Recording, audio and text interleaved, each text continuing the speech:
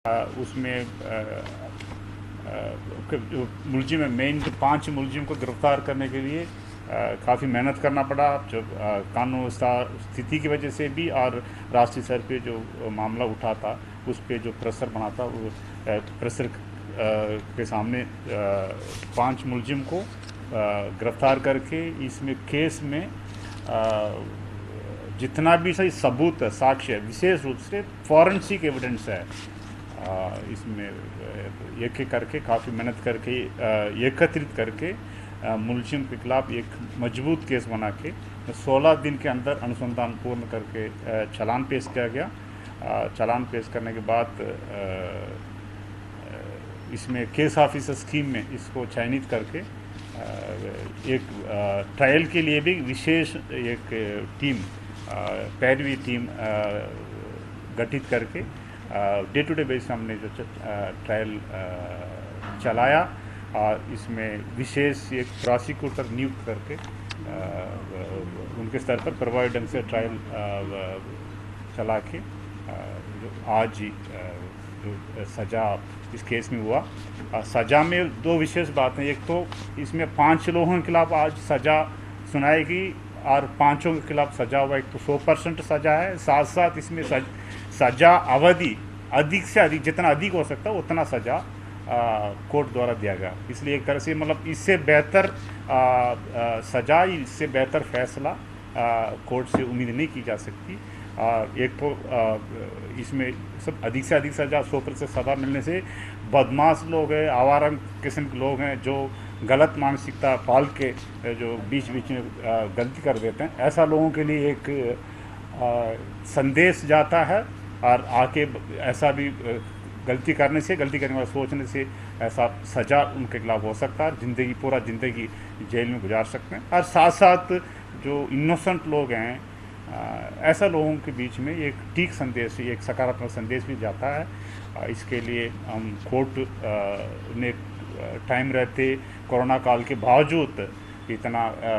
कम समय में जो सज़ा दिया, उसके लिए कोर्ट के लिए आभारी हैं। साथ साथ इसमें बहुत सारे अधिकारी जो इसमें थे, कुछ लोग यहाँ से ट्रांसफ़र होकर चले गए, कुछ लोग अभी भी काम करने तैनात हैं। अरे का नाम तो नहीं लूँगा, एक तो मैंने पहले बता दिया, हमारे स्पेशल प्रोसिक्यूटर विशेष अभियोजक हैं कुलदीप जैन साहब, उनका रोल बहुत महत्वपूर्ण रहा, उन्होंने बहुत मेहनत करी है। साथ साथ अनुसंधान के टाइम में अब जो आईओ थे पहले, जगमोहन शर्मा फाइल पत्राल में आईओ थे, और उनके साथ कई लोग ऑफिसर मुलजिमों को पकड़ने में,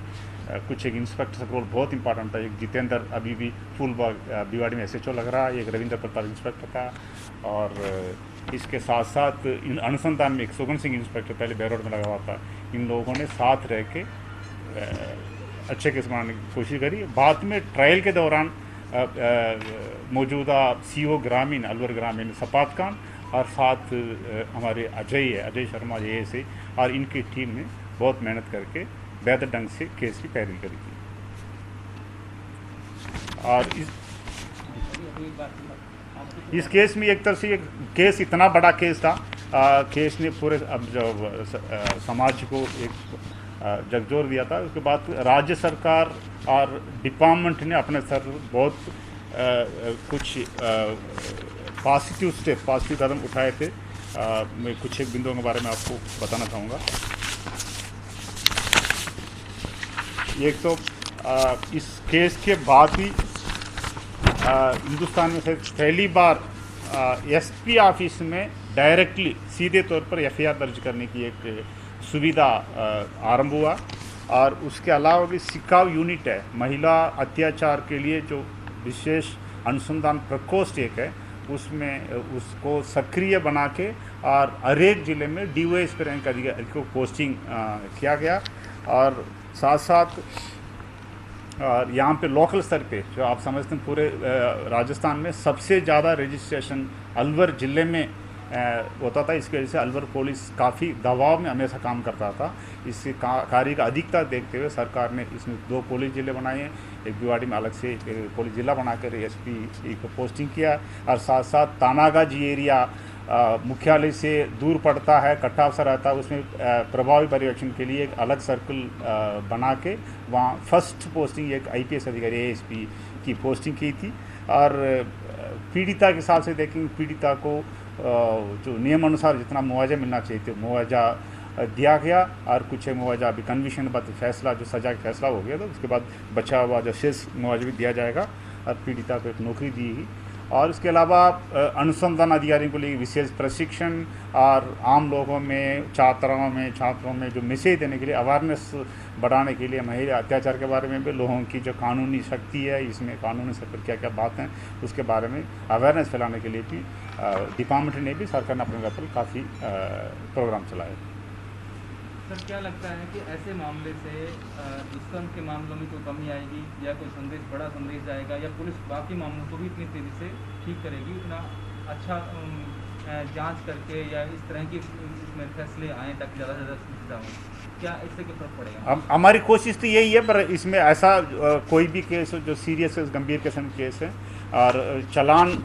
करने के बाद उसमें केस ऑफिसर स्कीम में लेके प्रभावी ढंग से पैरवी करेंगे। पैर करके कोशिश यही रहेगी ज़्यादा से ज़्यादा सज़ा प्रतिशत केस में हम अर्जित कर सकें। साथ साथ इस हमारी उम्मीद ये भी है कि भाई जो इस केस में जैसा एक तरह से आइडियल केस, आदर्श केस माना जा सकता है, 100% सजा हुआ और मैक्सिमम सजा हुआ, और इससे अच्छा संदेश भी जाएगा और लोगों के लिए गलत सोच रखने वाले लोगों के लिए ठीक संदेश दिए जाए, एक कड़ा संदेश है। जब पुलिस विभाग इस तरह के फैसले को लेकर के कोई कॉपी यानी ऑर्डर अपने निचले स्तर तक पुलिस कर्मियों तक कोई ऐसा मैसेज देना चाहेगा कि जब ये घटना घटी तो मामला दर्ज करने में विलम्ब हुआ और फैसला इतना बड़ा आया,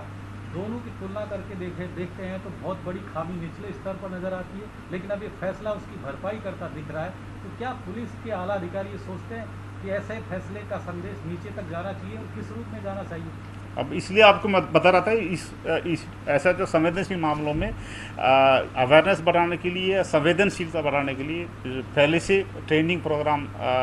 आयोजित होती थी। इस बार तनागाजी केस के बाद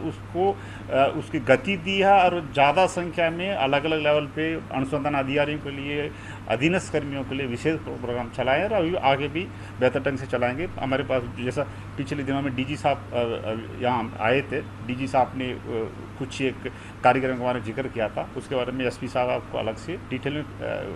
ब्रीफ करेंगे। एक तो ट्रेनिंग की बात है, पुलिसकर्मियों को ट्रेनिंग देने की बात है, और लोगों में अवेयरनेस बढ़ाने के लिए, जागरूकता फैलाने के लिए अलग से कई तरह के कार्यक्रम हमने बना रखा है, जो उसका प्रस्तावित है, आने वाले दिनों में आपके सामने